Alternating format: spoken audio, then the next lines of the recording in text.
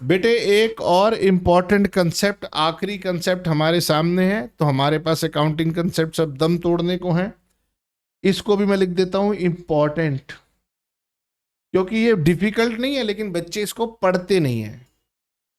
इसका नाम है वेरीफाइएबल ऑब्जेक्टिव एविडेंस कंसेप्ट। ये कहता है कि भाई accounting should be free from personal bias, यानी मेरी मन मर्जी से रिकॉर्ड मत बनाना, रिकॉर्ड वो बनाना जो जेन्युइन हो। अब सर जेन्युइन कैसे आएंगे? वो कह रहे जेन्युइन आएंगे when measurements are based on verifiable evidence are regarded as objective. Sir इसका मतलब क्या है? दूसरी भाषा में समझो, according to verifiable objective concept, पढ़ना, ट्रांजैक्शन जो भी व्यापार का लेन देन है, रिकॉर्डेड जो आपने बुक्स में लिखा है, शुड बी वेरीफाइएबल, उसको जांचने के लिए हमारे पास उचित प्रमाण होने चाहिए।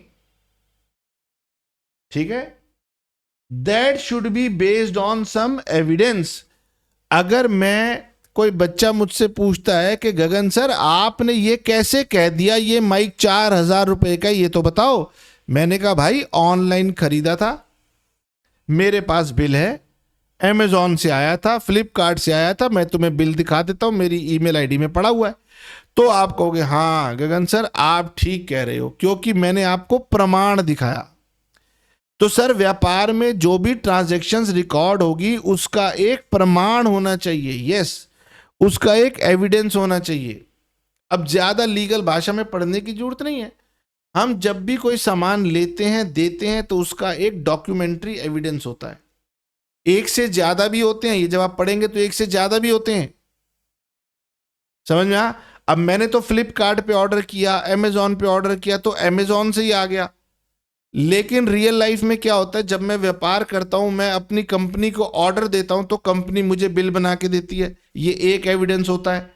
फिर कंपनी मेरे घर देने नहीं आती, कंपनी एक ट्रांसपोर्टर को बुलाती है, माल उस पर लोड करवाती है और वो माल मेरे यहां पर आता है, तो फिर मेरे से ट्रांसपोर्टर का एक बिल आता है, ये दूसरा प्रमाण है कि मैंने वहां से सामान लिया था।